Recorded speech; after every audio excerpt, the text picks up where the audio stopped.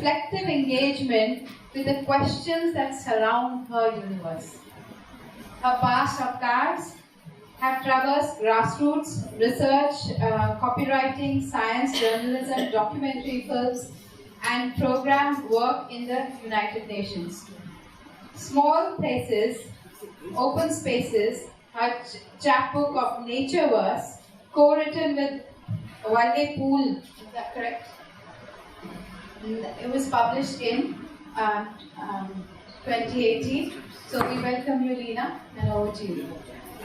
Thanks, Arvinder, Anju, and Gayatri for welcoming me to this nice and unique festival. And I just want to tell you about this Tagore song. You know, some of you may be knowing it, Ore Grihobashi. So basically that means householder, open the doors and step out. So I feel that vibe both in Pondicherry and Auroville. I feel like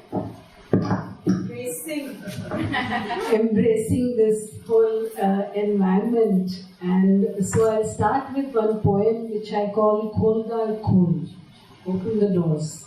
There is a mango grove just behind my house, a minute thicket, 6 trees, no more.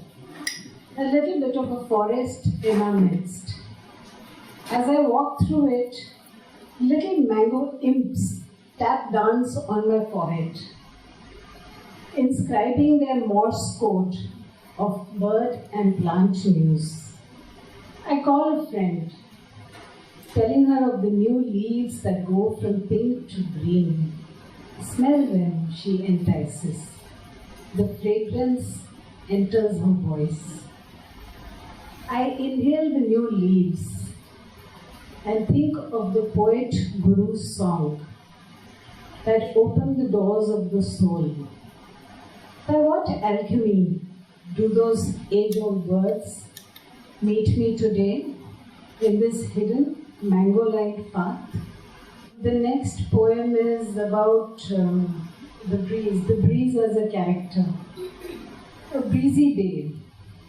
The wind lifts its arms, ruffling the tops of the jacaranda. Purple blossoms scatter as it rushes down the street. Old Mrs. Bose feels it as she walks in the fitful sunshine.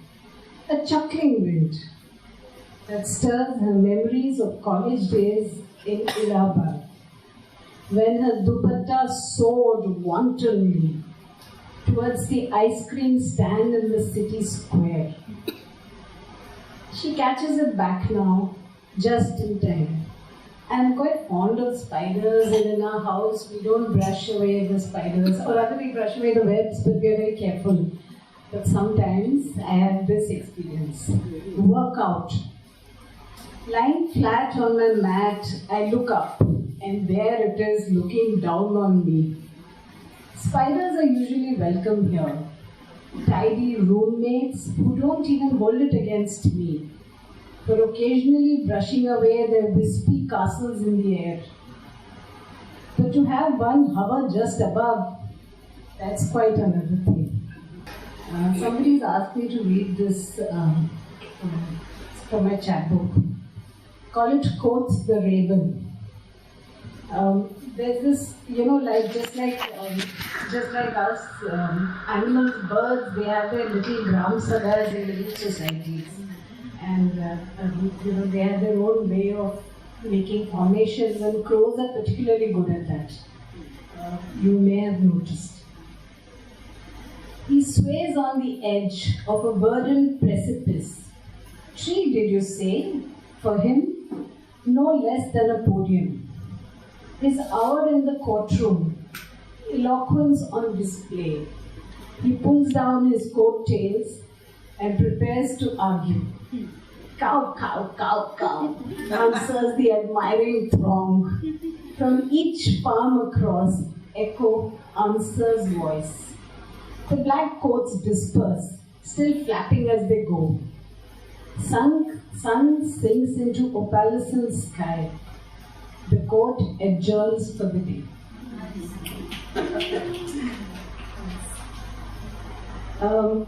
Yeah, the deer park is a place where the Buddha stopped. During his last years, he was traveling a great deal, and at each place that he stopped, it's become a sort of pilgrimage spot. A bit like Tagore and Gandhi, we say, okay, he spent a night here and he walked there under that tree and so on, and that is also true of the Buddha. And at that stage, he decided to take for himself a name called Tathagatha, which means there's no coming or going. It is as is. It's a sort of acceptance thing. So many places in India are called deer park. This is a deer park in Bir, which is more famous for paragliding. Deer park. The Tathagatha paused and discoursed there. Now, not a door or a deer, but parks abound. In the sky, red-blue dots become stripes as paragliders draw near. On the steps, children settle precedence. One can't get away from hegemonies even in a monastery. I sit on a bench and contemplate the pouring willow. Of late, we have a little garden, and of late we've been quite troubled by this gigantic rat. Every morning it leaves a series of holes along the wall. But the thing about poetry is, or rather about poetic mind, is all the crazy things that come to you instead of being practical gardeners. Bandicoot tunnels. The garden is a warren. Each morning shows newer dugouts, a neat, punctuated row along the garden wall. Strategic bunkers for rodent war? Or is it just a nightly commute? Put in a beer bottle or two, I am advised. Glass keeps them out. Oh, a teetotaler rat, I think. My mind off kilter as usual. I navigate in mind's eye the 100+ tunnels on the Kalka-Shimla line. That too is narrow gauge. The thing about nature is, if you take bugs, there are good bugs and bad bugs, and if you don't put pesticide, they generally cancel each other out. And there is a unique language of nature which, if you don't interfere with, it takes care of itself. So like that, we have a lot of chiku trees where we live, and usually the chiku trees are the kadam and the other trees. They all, you find that there is a lot of big red ants which bite like bullets if you go near, but otherwise they're very good for the tree because they keep bugs out, and the cobwebs they create are also supposed to be good for the plants. So I was just watching this, and I call it dream catchers reverie. The big ants are nesting. Is this echo? It's okay. So Fine. The big ants are nesting in the kadam. The big ants are nesting in the kadam. A leaf turned into cocoon. The little antlets are in a trance, shrouded with cobweb lace. With existence will come a hurrying and a scurrying. But for now, a bright fruit for neighbor, dreams will suffice.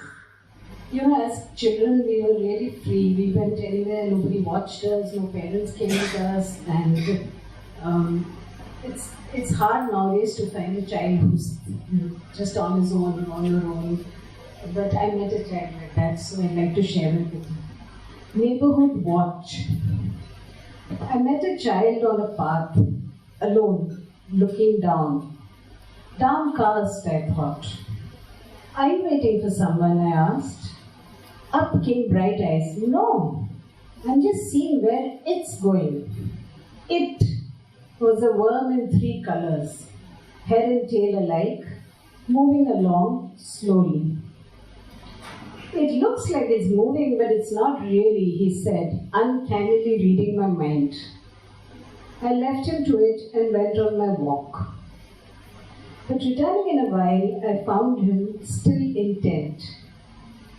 Perhaps he saw me, for he slipped away with the ease of childhood, waving a casual arm. Would he go back once I'd finished? Oh well, not for me to think on that. A parallel poem like this is about, when your kids used to wear dungarees. Do people nowadays, do they know what dungarees are, I wonder? Dungaree days forever. Think of trees, lovely climbable trees, just waiting for eager feet. Chairs become saddles, galloping away. Call of the jungle, Jim. A world upside down, infinitely alluring. Childhood freedoms, and a pair of blue dungarees. Grass, I call it groundsman. Grass enters his dreams. He's swimming in a brittle ocean. His horizon, his life, is encompassed by the green. Strictly behind scenes, yet no one knows the pitch quite like him. Faithful to the wicket in his way, more than any keeper. Not asking much of life, but a blade of grass sticking up can pierce his armor. An ordinary man with a single duty. We see many like him. Not much in the grand scheme of things, but they keep the earth. Thank you.